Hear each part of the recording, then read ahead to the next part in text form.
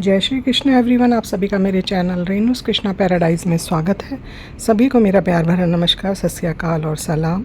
मेरे चैनल पर आप देखते हैं मेरे लाइफस्टाइल से रिलेटेड वीडियोस, घर के बने सिंपल सात्विक खाने की recipes, yoga, meditation, floor exercise से 60+ के बाद मैं किस तरह से अपने आप को फिट और स्वस्थ रखती हूँ। मेरी लाइकिंग्स, मेरी hobby interior decoration, cooking, gardening, Teej त्यौहार, फैमिली, फ्रेंड्स, घूमना फिरना मैं अपने चैनल पर शेयर करती हूँ। आज मैं आप लोगों के साथ शेयर कर रही हूँ अपने सुबह का रूटीन। तो इस समय बजे हुए हैं सुबह के 4:56। फ्राइडे है आज और मैं 4:30 बजे उठ गई थी। इस समय बाहर अंधेरा है तो मैं अभी जा रही हूँ अपनी बालकनी में। तो यहाँ पर अभी भी अंधेरा है लेकिन 15-20 मिनट के बाद रोशनी हो जाएगी। और यहाँ पर कुछ घरों की लाइटें भी जलनी शुरू हो गई हैं क्योंकि कुछ लोग सुबह जल्दी उठते हैं, किसी को वॉक पे जाना होता है या किसी को अपने डेस्टिनेशन के लिए निकलना होता है। आ गई हूँ मैं किचन में और मैं सबसे पहले करूँगी पानी को थोड़ा सा गर्म। सुबह सबसे पहले उठते ही या तो मैं गुनगुना पानी पीती हूँ या नॉर्मल टैप वाटर पीती हूँ। गट हेल्थ को ठीक रखता है, स्टमक को हमेशा स्मूथ रखता है, पीना बहुत अच्छा होता है। सुबह 1 गिलास या 2 गिलास पानी, शुरुआत आप आधे गिलास से 1 कप पानी से कर सकते हैं, लेकिन सुबह खाली पेट पानी पीना बहुत बहुत ज़्यादा अच्छा होता है। गुनगुना पानी, हल्का गुनगुना पानी, तेज़ गर्म मैं नहीं कर रही हूँ क्योंकि इसको पीने के बाद मैं फ्रेशन अप होकर उसके बाद मैं अपनी हेल्थ ड्रिंक पीती हूँ और उसके बाद मैं चाय का कप पीती हूँ। तो ये 1 घंटे के अंदर अंदर मैं सबसे पहले 1 गिलास गुनगुना पानी या टैप वाटर, उसके बाद 1 गिलास में अपनी हेल्थ ड्रिंक, सुबह का मैंने एक अपना मॉर्निंग का पाउडर बना के रखा हुआ है जो भी बहुत अच्छा होता है पेट के लिए, हेल्थ के लिए और शरीर के हर हिस्से के लिए। वो पाउडर बहुत अच्छा होता है, आपकी गट हेल्थ को बहुत अच्छा रखता है। तो वो मैं पीती हूँ। उसके बाद मैं पीती हूँ 1 कप चाय और अपनी शुरुआत करती हूँ अपने दिन की। तो मैं जब तक बाहर आई तो रोशनी हो चुकी थी। ये समय जो होता है ये मेरा सबसे प्यारा, सबसे फेवरेट दिन होता है। अपने पानी के गिलास या चाय के कप को लेकर मैं बालकनी में आ जाती हूँ। पक्षियों की चहचहाट सुनाई देती है, बहुत ही फ्रेश और ठंडी सी हवा आपको छू कर गुज़रती है तो बहुत अच्छा लगता है क्योंकि इसके बाद तो बस गर्मी ही शुरू हो जाती है और आप घर के अंदर बंद होकर रह जाते हैं, बाहर भी निकलने का दिल नहीं लगता। दूसरा, इस समय इतना शांत वातावरण होता है ना, 8 बजे तक कोई मारा मारी, कोई भागम भागी ना तो घर में नज़र आती है, ना आस पास नज़र दौड़ाए वहाँ नज़र आती है। सिर्फ पक्षियों की चहचहाट सुनाई देती है और हवा का झरोंका आपको छू कर जाता है। तो यहाँ पर मैं बैठूँगी, अभी अपना पानी पीऊँगी, 10 से 15 मिनट तक एंजॉय करूँगी। बहुत बहुत अच्छा लगता है, आँखों को सुकून देता है। मेरी बालकनी और मेरी सोसाइटी में बहुत ग्रीनरी है, उनको देखती हूँ मैं, अपने पौधों को देखती हूँ। उसके बाद थोड़ा सा करती हूँ मेडिटेशन आँख बंद करके और उसके बाद फिर मैं अपना दिन शुरू करती हूँ। ये हर दिन एक नया दिन, एक नया प्रकाश, एक नई रोशनी के साथ फिर से शुरू होता है। भगवान को इसके लिए बहुत बहुत धन्यवाद। I am so much grateful कि ये दिन फिर से हमने देखा।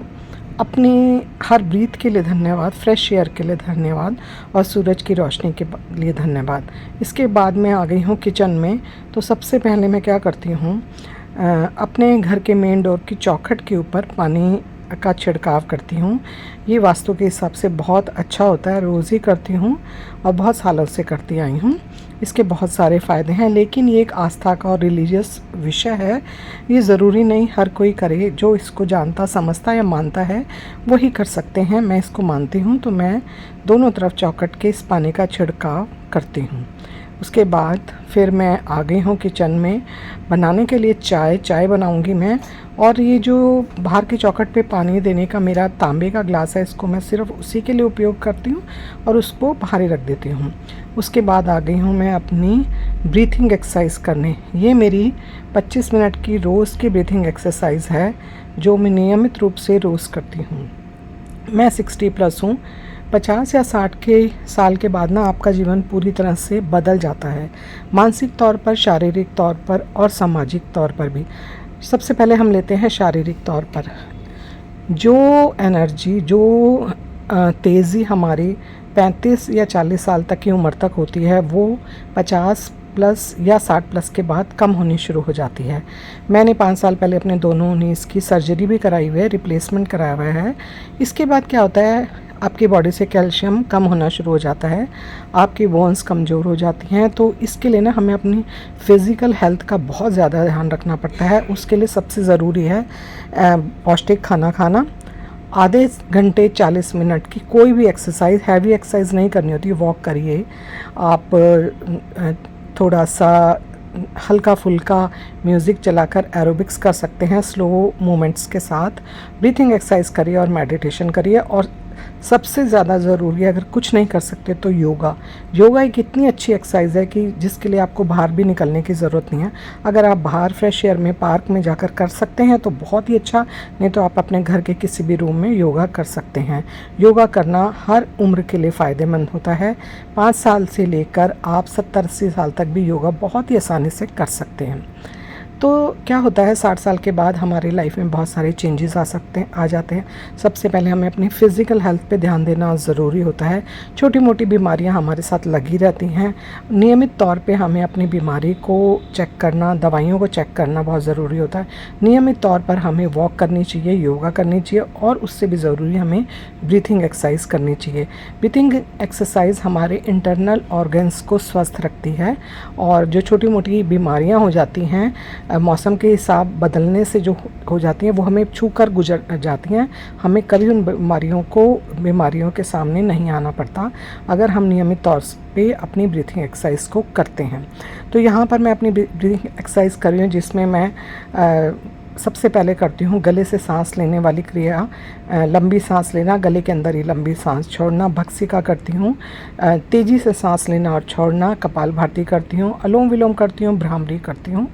ये सारी क्रियाएं ब्रीथिंग एक्सरसाइज आपको इनकी यूट्यूब पर बहुत सारी वीडियोस मिल जाएंगी, तो आप उनको फॉलो करके इन ब्रीथिंग एक्सरसाइज को कर सकते हो। बहुत ज़्यादा अच्छी होती है।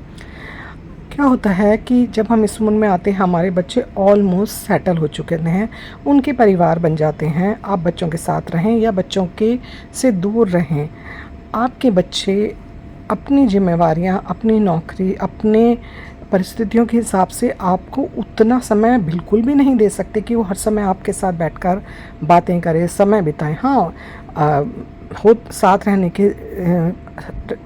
का फ़ायदा ये होता है कि जब भी आपको उनकी ज़रूरत होती है, वो सामने होते हैं।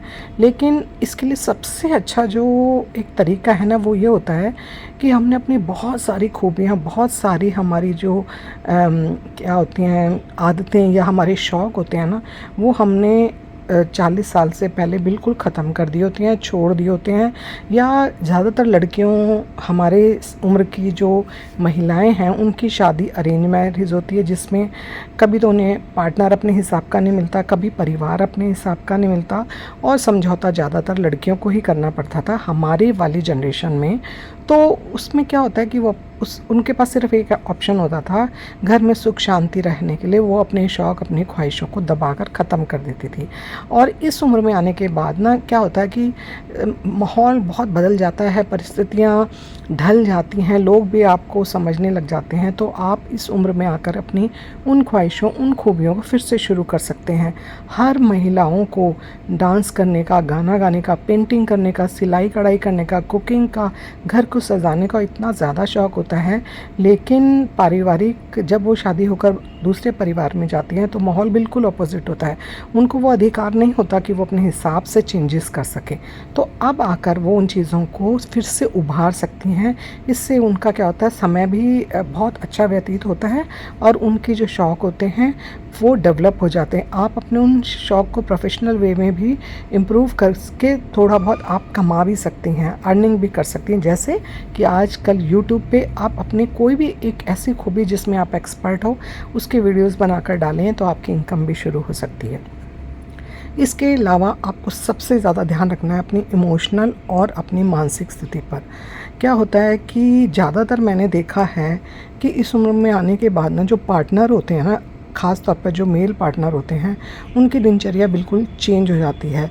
तो यहाँ पर आने के बाद ना एक महिला अपने आप को ना ठगा हुआ महसूस करती है।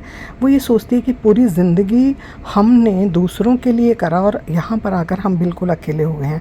बच्चों की अपनी फैमिली हो गई हैं, उनके अपने कार्य क्षेत्र हैं, अपनी ज़िम्मेदारियाँ हैं, और पार्टनर क्या करता है कि अपनी लाइकिंग्स, अपने शौक़ और अपने अपने जीने के तरीक़े को बिल्कुल अलग कर लेता है।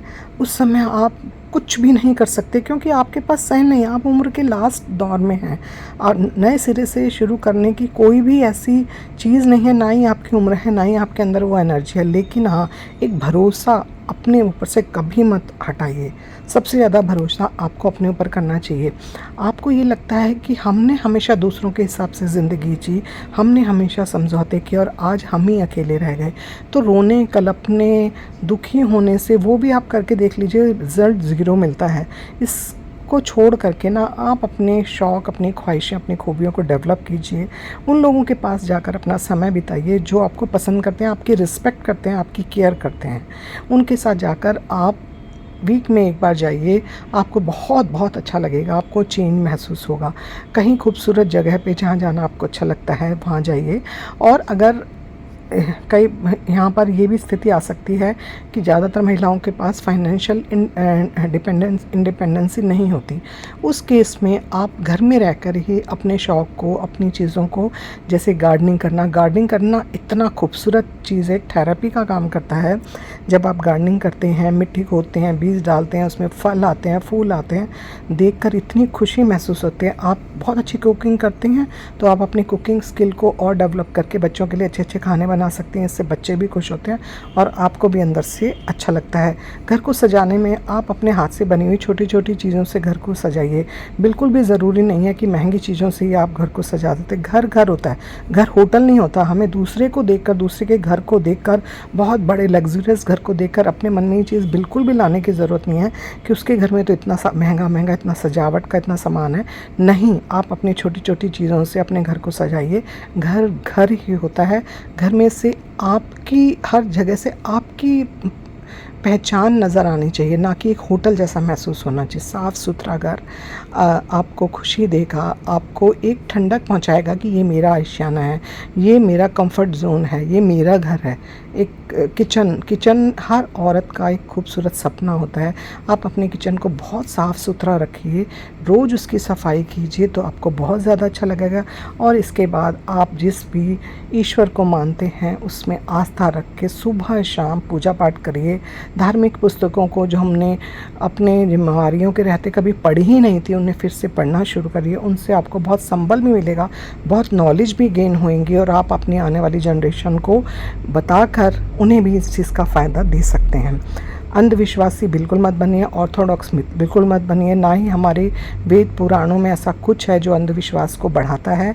बहुत ही साइंटिफिक और बहुत ही ऐसी हैरान करने वाली बातें उनमें हैं जो कि हमारे आम जीवन के लिए इतनी महत्वपूर्ण है ना, हम उन्हें पढ़कर, उन्हें सीख कर, उन्हें जानकर अपने आने वाली जनरेशन को फ़ायदा पहुंचा सकते हैं।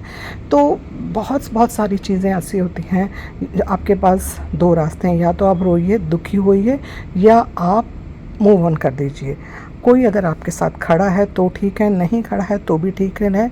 इस उम्र में कोई आपको ऐसी ज़रूरत नहीं है कि हाँ भाई, अगर मेरे साथ कोई मेरा पार्टनर नहीं है या बच्चे नहीं हैं तो मैं अकेले क्या करूँगी। नहीं, सिर्फ एक फ़िज़िकल तौर पर आप थोड़ी सी वीक हो जाती हैं, वो क्योंकि एक नेचुरल चीज़ है। एज बढ़ने के साथ सभी कैल्शियम कम होता है, बोन्स डेंसिटी कम हो जाती है, तो धीरे धीरे थोड़े से आपको उसमें लगे। लेकिन उसमें भी, उसके लिए भी ना आप समय के हिसाब से अपनी दिनचर्या को फोकस कर सकते हैं, शेड्यूल बना सकते हैं।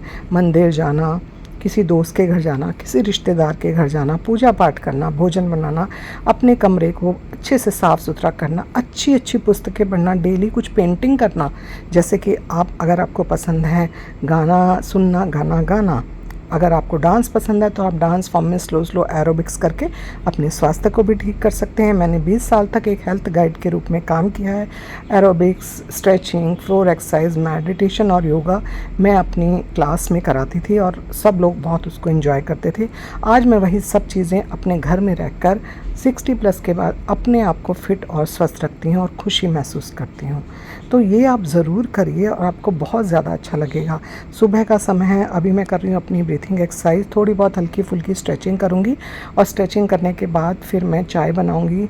चाय का कप लेकर फिर से मैं बालकनी में बैठकर अपनी चाय पीऊँगी। इस समय हमने बालकनी में पानी का बोल रखा हुआ है, पशु पक्षी आना शुरू कर देते हैं, पानी पीते हैं तो वो बहुत ज़्यादा अच्छा लगता है मुझे, तो उनके साथ बैठकर मैं चाय पीती हूँ। अभी मैंने चाय का पानी रख दिया, इसमें डाल दिए हैं तुलसी के पत्ते।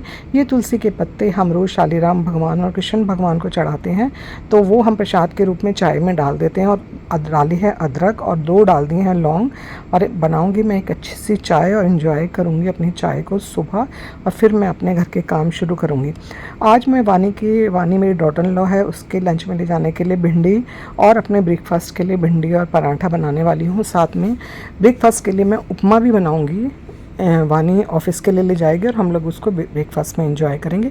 भिंडी को मैंने धोकर अच्छी तरह से रख दिया है। यहाँ पर मैं बना रही हूँ अपनी चाय। उबल रहा है मेरा पानी, और जब इसका सारा रस अदरक और तुलसी का इसमें चला जाएगा तो चाय पत्ती डालकर, चीनी डालकर मैं अपनी चाय बना लूँगी और फिर मैं इस चाय को करूँगी एंजॉय।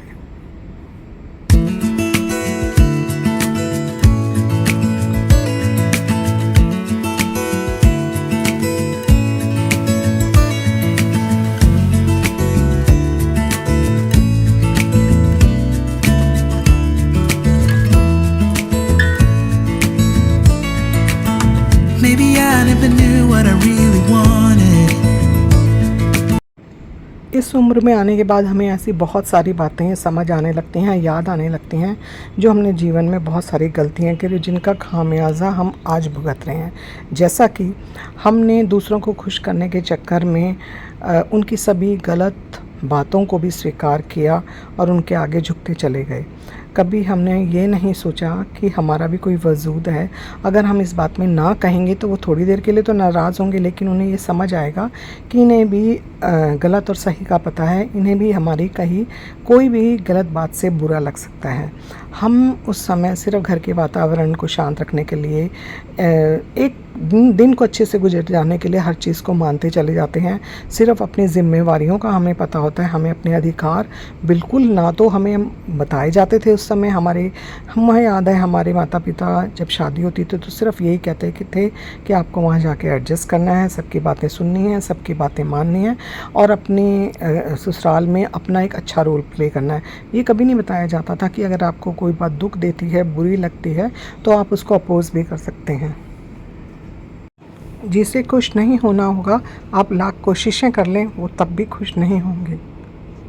मन को दुखाने वाली बात इस उम्र में, इस पड़ाव में आकर ना तो कहें ना सुने। जहाँ भी आपको ऐसा महसूस होता है कि आपका मन दुख रहा है, आपका दिमाग परेशान हो रहा है, उन लोगों के पास से उठ जाइए, उस जगह से उठ जाइए और उस परिस्थिति से अपने आप को बिल्कुल अलग कर लीजिए। इस उम्र में आपका लक्ष्य सिर्फ आपको अपने आप को स्वस्थ रहकर अपने बच्चों की हेल्प करना, घर में जितनी आपसे मदद हो सके मदद करना, खुश वातावरण में रहना और खुश वातावरण को बनाना। वहाँ जाना जहाँ लोग आपसे प्यार करते हैं, लोग आपका आदर करते हैं, लोग आपकी केयर करते हैं। जो लोग आपको इस्तेमाल करते हैं, आपको ऐसा महसूस होता है कि आपके मुंह के सामने आपकी तारीफ़ करते हैं, और जब आप वहाँ से उठ जाते हैं तो वही लोग आपकी बुराई करते हैं। वहाँ तो आप बिल्कुल क्रॉस लगा दीजिए। अब बिल्कुल भी ज़रूरत नहीं है कि आपको उन रिश्तों को संभालने की ज़रूरत है, बिल्कुल क्रॉस लगा दीजिए, क्योंकि जो भी हिस्सा हमारे जीवन का भी बचा है वो हमें एक सुकून और शांति से जीना है, ना कि तनाव के वातावरण में। अगर आपने अपनी जिम्मेवारियों को पूरा कर दिया है तो आप अपने जीवन को हल्के माहौल में, हल्की चीज़ों के साथ और हल्की ख्वाहिशों और शौक़ के साथ कंप्लीट कीजिए। बहुत ज़्यादा शौक़, बहुत ज़्यादा ख्वाहिशें वैसे भी इस उम्र में ख़त्म हो जाती हैं, वो एनर्जी भी नहीं रहती। कपड़ों की चाह कम हो जाती है। हाँ, कपड़ों की चाह को बिल्कुल मारना ख़त्म है, लेकिन जो एक यंग एज में होता है ना कि एक अलग ही शौक़ होता है, वो अपने आप ही नॉर्मल तरीके से कम होता चला जाता है।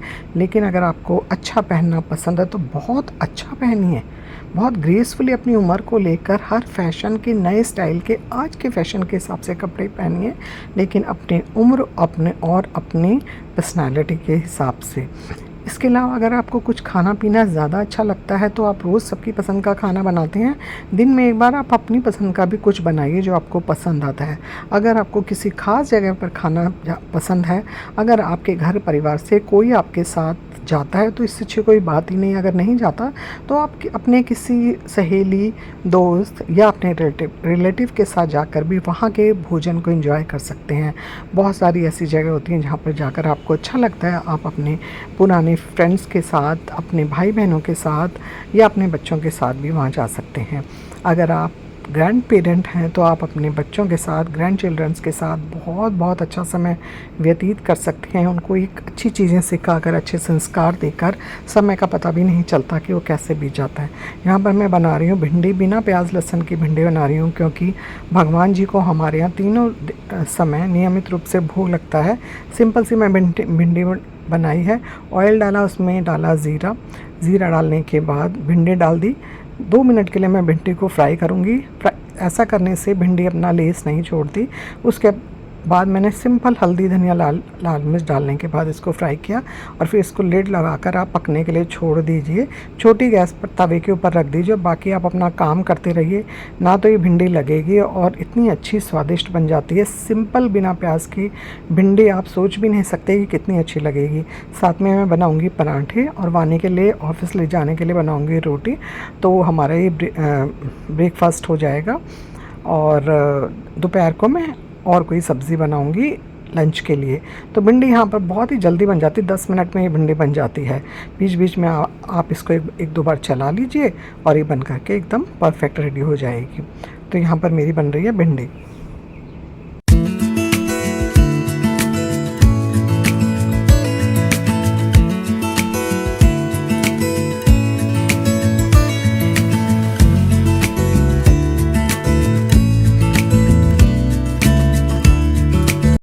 वानी के टिफ़िन के लिए मैंने भिंडी पैक कर ली है और बाकी की भिंडी को मैं किसी बोल में डिश आउट कर लूँगी। और इसके बाद मैं बनाऊँगी यहाँ पर उपमा के लिए मैंने एक प्रीमिक्स बनाकर रख लिया है, क्योंकि उससे क्या होता है कि जब आपके पास ब्रेकफास्ट का कोई ऑप्शन अलग से नहीं होता ना, तो ये 5 मिनट्स में बनने वाला ब्रेकफास्ट है। तो मैंने उसकी पहले से ही प्रीमिक्स बनाकर मैं उपमा का रख देती हूँ। तो यहाँ पर मैं उपमा बनाने के लिए मैंने थोड़ा सा देसी घी डाला, सरसों दाना, मस्टर्ड सीड्स डाल दिए। जब ये क्रैक्स हो जाएंगे तो इसके बाद मैं इसमें डालूँगी मूंगफली और कड़ी पत्ता, और इन सभी चीज़ों को अच्छी तरह से मैं भून लूँगी, फ्राई कर लूँगी। प्रीमिक्स बनाने के लिए हमें क्या करना होता है कि थोड़ा सा, बहुत ही थोड़ा सा, ½ टीस्पून आप देसी घी ले लीजिए या तिल का तेल ले लीजिए। उसके बाद आप उसमें डालिए सरसों का दाना, उड़द की दाल और भुने हुए चने की दाल डाल लीजिए, कड़ी पत्ता डाल लीजिए और उसको फ्राई कर लीजिए। फ्राई करने के बाद आप उसके अंदर डाल लीजिए सूजी, और सूजी को आप धीमी आंच पर, स्लो आंच पर अच्छे से भून लीजिए। वो ब्राउन नहीं होनी चाहिए लेकिन भून जानी चाहिए। आपको पता चल जाता है, खुशबू आनी शुरू हो जाती है। और उसमें नमक डाल लीजिए, थोड़ी सी मिर्च स्वाद के हिसाब से, क्योंकि उपमा में सिर्फ नमक जाता है।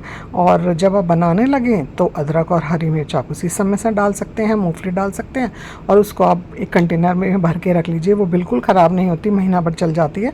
तो यहाँ पर मैंने ये पहले प्रीमिक्स बना कर रख दिया था। मूँगफली, कड़ी पत्ता और सरसों का दाना भूल गया, तो मैंने ये 1 कप सूजी इसमें डाल दी है, जो मैंने पहले से ही बनाकर भून के रखी हुई थी। और इसको भी अच्छी तरह से एक बार मैं मिक्स करके इसमें चला लूँगी मूंगफली कड़ी पत्ते के साथ, और रोस्ट हो जाएगी। ये देसी घी मैंने पहले डाला था थोड़ा सा, और जब ये रोस्ट हो जाएगी तो हमें इसमें सिर्फ डालना है पानी। पानी आपको किस तरह का उपमा खाना है, तो सेमी लिक्विड, लिक्विड या थिक उपमा, उसी के हिसाब से, अपने टेस्ट के हिसाब से आप इसमें पानी डालिए। आँच को अच्छे से मिक्स कर दीजिए ताकि गुठलियाँ ना पड़े।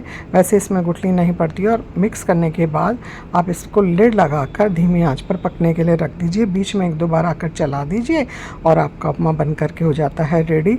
ऊपर से हरे धनिया से आप इसको गार्निश कर दीजिए। बहुत ही स्वादिष्ट, टेस्टी और बहुत ही हेल्दी ब्रेकफास्ट। जब आपके पास ब्रेकफास्ट का कोई और ऑप्शन ना हो, या आप वेट लॉस जर्नी पे हों तब आप इस रेसिपी को एंजॉय कर सकते हैं। तो यहाँ पर मैं बना रही हूँ अपना उपमा।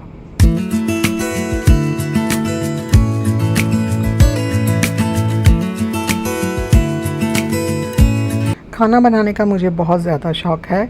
मेरे यूट्यूब पर मेरा एक और चैनल है रेनूज़ सात्विक फ्लेवर, जिसमें मैं अपनी खाने की रेसिपीज़ शेयर करती हूँ। 99% खाना हम बिना प्याज लहसुन के बनाते हैं, क्योंकि हमें तीनों टाइम भगवान जी को भोग लगाना होता है। लेकिन 1% कभी प्याज का इस्तेमाल होता है, तो उसके लिए हम अलग से हमने 1-2 बर्तन रखे हैं जिसमें कि हम उसको बना लेते हैं। बच्चों को कभी बनाना होता है, कुछ ज़्यादा चाइनीज़ चीज़ों में प्याज डलता ही है, या पिज़्ज़ा वगैरह कभी बच्चे बनाते हैं तो उसमें डलता है, तो उसके लिए सिर्फ हम प्याज का इस्तेमाल करते हैं। या कई बार जैसे छोले भटूरे बने, राजमा चावल बने, तो बच्चे सैलड में प्याज खाना पसंद करते हैं, तो तब हम प्याज का इस्तेमाल करते हैं। लेकिन उसका किसी चीज़ का भी भोग जिसमें प्याज होता है हम भगवान को नहीं लगाते हैं। मेरा उपमा बन करके तैयार हो गया, तो यहाँ पर मैं निकाल रही हूँ वानी के लिए, ऑफ़िस ले जाने के लिए, ब्रेकफास्ट के लिए। वो ब्रेकफास्ट करके नहीं जाती है, ऑफ़िस में जाकर ही ब्रेकफास्ट करती है, और बाकी को मैं निकाल करके अलग रख लूँगी। तो यहाँ पर मेरा उपमा भी ब्रेकफास्ट के लिए रेडी हो चुका है। यहाँ पर मैं काटने वाली हूँ सैलड, जो हम लोग भी इंजॉय करेंगे, और वानी को भी मैं टिफ़िन में भर करके दे दूँगी। तो सबसे पहले मैंने यहाँ पर लिया है खीरा। खीरे को मैं छील कर काट कर स्लाइस कर लूँगी। कैरेट को भी छील कर काट कर स्लाइस में काट लूँगी। और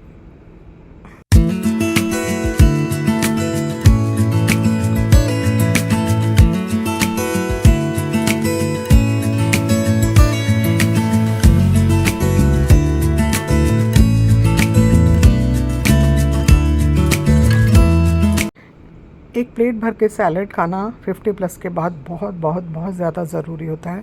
हमें फ़ाइबर का इंटेक बहुत ज़रूरी करना चाहिए, और वो हमें सैलड से भरपूर मात्रा में मिल जाता है। इसके अलावा बहुत सारे विटामिन्स वगैरह भी हमें सैलड से मिल जाते हैं। आवाकाडो है, आवाकाडो को भी मैं सैलड में काटूँगी, और वानी को भी ऑफ़िस के लिए दे दूँगी, और हम लोग भी इसको एंजॉय करेंगे।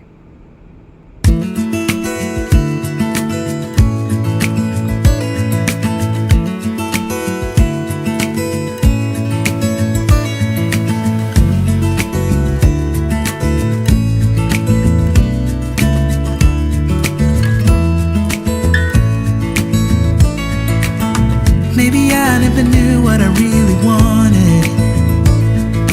साथ ही में मैंने टमाटर को भी काट लिया है। तो यहाँ पर हमारा सैलड रेडी हो चुका है, जिसमें मैंने खीरा, टमाटर, आवाकाडो और गाजर मेरे पास ऑरेंज थी, तो मैंने वही काट दी थी।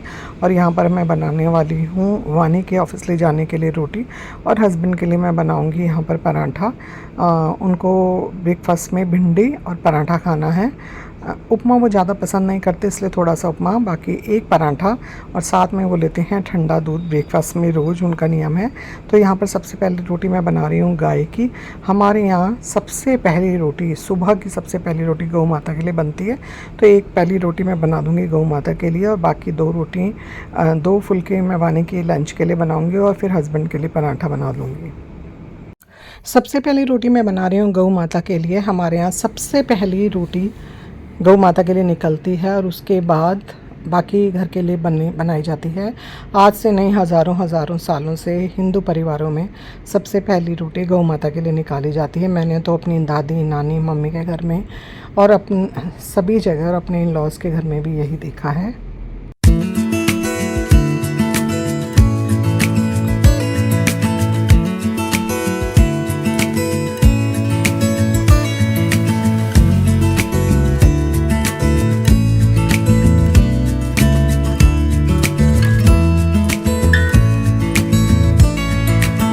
Maybe I never knew what I really wanted,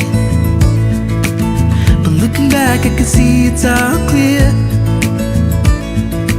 I'm still a kid trying to act like they all taught me, but nothing makes sense anymore.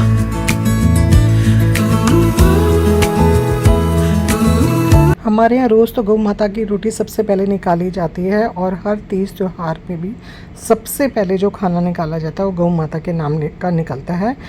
तो यहाँ पर गऊ माता की रोटी बन गई है। इसमें लगा दिया था मैंने देसी घी और थोड़ी सी चीनी डालकर इसको मैं अलग रख दूँगी। जो सब्जियों के छिलके होते हैं, फ्रूट्स के छिलके होते हैं, उनको हम अलग रख देते हैं। और ये गऊ माता की रोटी रोज़ हम गऊ माता को खिला देते हैं। या तो बेटा जा कर के खिलाया था या हस्बैंड चले जाते हैं। इसके बाद फिर मैं ये बना रही हूँ पराठा। पराठा मैं थोड़ा सा ही ऑयल से बनाऊंगी, इसलिए ऑयल को मैंने कर लिया स्प्रिंकल और इसको मैं दोनों तरफ से सेक करके अच्छी तरह से सिक जाएगा ये।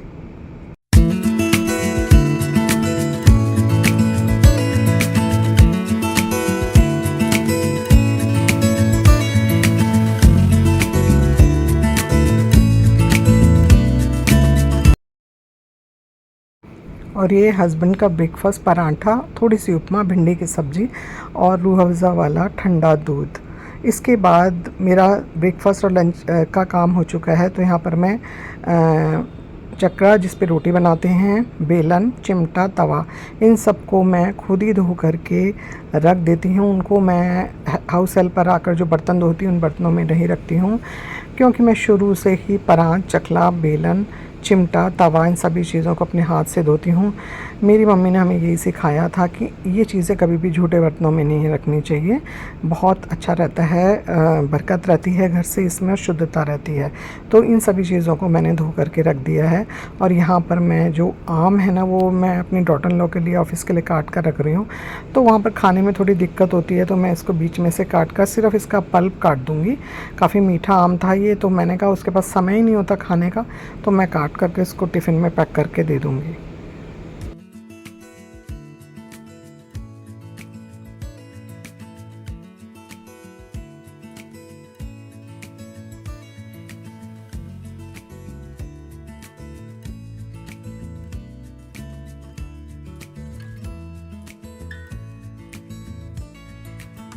Maybe I never knew what I really wanted.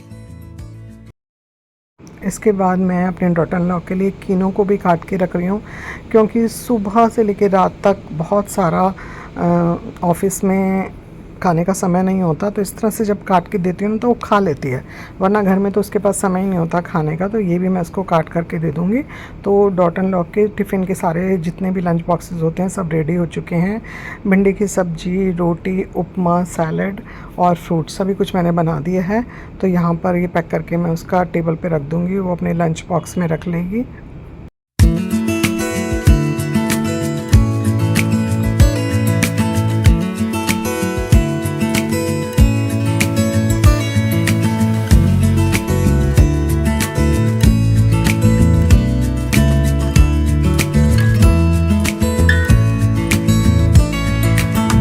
Maybe I never knew what I really wanted. अभी इस समय बजने वाले हैं 8:30। 8:30 बजे तक मेरा सारा काम डेली कंप्लीट हो जाता है। उसके बाद मैं काउंटर टॉप को अच्छी तरह से साफ़ कर देती हूँ। किचन का काम मेरा ऑलमोस्ट पूरा हो जाने के बाद मैं निकल जाती हूँ नहाने के लिए। मैं उससे पहले नहा भी सकती हूँ, क्योंकि मैं बहुत जल्दी उठ जाती हूँ। कभी तीज त्यौहार होता है, पूजा पाठ होती है, तो सुबह सबसे पहले होकर नहाने का ही काम करती हूँ। लेकिन मैं अब जाती हूँ नहाने के लिए, क्योंकि गर्मी का मौसम और इतना ज़्यादा भीग जाते हैं ना पसीने में, फिर दोबारा नहाना होता है। अब नहाकर मैं तसल्ली से अपनी पूजा करती हूँ। मुझे पूजा में पूरा पौना घंटे से लेकर 1 घंटा लगता है। जय Shri Krishna, Ram Ram ji, good morning everyone. मैं सुबह सबसे पहले अपने आप उठने के बाद फ्रेशन अप होकर, हाथ मुँह धोकर अपने लड्डू गोपाल को जगा करके उनके आसन पर बिठाकर उन्हें पानी पिला देती हूँ और उनके पास उनके खिलौने रख देती हूँ। और उसके बाद मैं अपना सारा घर का, किचन का काम करती हूँ, घर का नहीं किचन का काम करती हूँ। फिर नहा धोकर आ जाती हूँ मंदिर में। इस समय बजने वाले हैं 8:45 और नहा धोकर मैं आ चुकी हूँ अपने मंदिर में। और नहा कर मैं सबसे पहले पूरे कमरे में गंगा जल छिड़क देती हूँ। ये मेरा मंदिर का रूम है, यहाँ पर मेरा मंदिर है, मेरा 2 टियर का मंदिर है। और ये रूम जो है, इसमें ये हमारा वार्डरोब रूम भी है। हमारा सारा स्टोरेज कपड़ों का इसी रूम में होता है। और साथ में इसमें एक डबल बेड भी है, जो कि हमारे गेस्ट रूम का भी काम करता है। कभी इमरजेंसी में जब गेस्ट आ जाते हैं, हमें एक एक्स्ट्रा रूम की ज़रूरत होती है, तो ये हमारा रूम उसके लिए इस्तेमाल होता है। वरना ये रूम सिर्फ पूजा पाठ और वार्डरोब का काम करता है। तो यहाँ पर सबसे पहले मैंने अपने लड्डू गोपाल को नहला धुला कर तैयार कर दिया है। और बाकी जो मेरे भगवान के विग्रह हैं उन पे मैं गंगा जल छिड़क जाती हूँ। जब त्योहार आते हैं तभी उनका स्नान होता है, स्पेशली दिवाली पे तो सभी विग्रहों को अच्छे से मंदिर को झाड़ पोंछ कर, वैसे तो रोज़ मंदिर की सफाई होती है, डेली मैं मंदिर को झाड़ती पोंछती हूँ, गंगा जल से स्नान कराती हूँ। लड्डू गोपाल को डेली स्नान कराया जाता है और उसके बाद मैं जोत जलाकर अपनी पूजा करती हूँ। मंत्रों का मैं उच्चारण करती हूँ, हर भगवान के बीज मंत्र मैं बोलती हूँ। मेरे मंदिर में हमारे सभी भगवान हैं, क्योंकि हर हमारे घर में जितने भी सदस्य हैं सबके इष्ट हैं, उन्हीं के हिसाब से हमारे घर में सभी विग्रह हैं। तो सभी लोग पूजा पाठ करते हैं, तो यहाँ पर हमने अपने भगवान के सभी विग्रह रखे हुए हैं। मेरे सारे विग्रह अष्ट धातु के हैं, जो एक प्रॉपर तरीके से पंडित जी के द्वारा स्थापित किए गए हैं, शुरुआत से ही करीब 30 साल से। और हम बहुत ही श्रद्धा भाव से हम इनकी पूजा करते हैं। तो यहाँ पर मेरे मंदिर में ये गणपति भगवान हैं, ये मार्बल के हैं। और इसके अलावा सभी भगवान मेरे मंदिर में विराजित हैं, लड्डू गोपाल। और ये मंदिर का मेरा कमरा है, यहाँ पर राधा कृष्ण भगवान की पेंटिंग है। और ये हमारा गेस्ट रूम भी है, बेड है, ये कभी कभी यूज़ होता है। ये हमारा स्टोरेज वार्डरोब है, बहुत बड़ा सा। यहाँ पर हमारे सभी के एक्स्ट्रा कपड़े होते हैं। वैसे तो सबके कपड़े अपने बेडरूम में होते हैं, लेकिन एक्स्ट्रा कपड़े जैसे सर्दियों के कपड़े, फंक्शंस के हैवी कपड़े सभी इनमें रहते हैं। बेड में भी बॉक्स वाला बेड है, उसमें भी, और सारे बेड वार्डरोब में। ये जगन्नाथ जी हैं और देख सकते हैं यहाँ पर ये कामधेनु माता और उनका बछड़ा है। मेरे छोटे लड्डू गोपाल खाटू श्याम जी, बड़े लड्डू गोपाल, आज मैंने उनको मेहरून कपड़े पहनाए हैं, क्योंकि आज फ्राइडे है, देवी माँ का दिन। देवी माँ को लाल वस्त्र पहनाए जाते हैं। मैं दिन के हिसाब से लड्डू गोपाल को वस्त्र पहनाती हूँ। ये शिव परिवार है, शिव मेरे छोटे बेटे के इष्ट हैं, तो यहाँ पर उनका पूरा परिवार है, वो पूजा करता है। और ये शालिग्राम भगवान और तुलसी माता हैं, गायत्री माता हैं, और ये पूरा शिव परिवार, महादेव हैं और गणपति भगवान हैं, और पार्वती जी, नंदी, कार्तिकेय जी और सभी भगवान, सब पूरा शिव परिवार यहाँ पर विराजित है। यहाँ पर ये हैं विष्णु भगवान और लक्ष्मी जी, और ये जगन्नाथ जी की हैं, ये हैं उल्लू हैं, और ये कुबेर भगवान बैठे हुए हैं। ये कलश है जो मैं हर फ्राइडे जिसका पानी चेंज करती हूँ। केले का वृक्ष लगा हुआ है, इसमें धान है जो हमें एक पूजा में मिला था, ज़रूर मंदिर में रखना होता है। देवी माँ हैं, राधा कृष्ण हैं, राम दरबार और ये हनुमान जी। तो ये मेरे पूरे मंदिर में सभी भगवान विराजित है। गंगा जली है जिससे मैं पूरे घर में, मंदिर में सभी जगह छिड़काव करती हूँ, पूजा। और ये हमारे गुरुदेव हैं, गुरुजी महाराज हैं, और ये लड्डू गोपाल विराजित हैं। इस तरह से मेरी पूजा संपन्न होती है। तो ये होता है मेरा सुबह का रूटीन, डेली का यही रूटीन है। आई होप आपको मेरा ये थोड़ा सा एफर्ट पसंद आया होगा। पसंद आया हो तो प्लीज़ इसे लाइक, शेयर और सब्सक्राइब करें।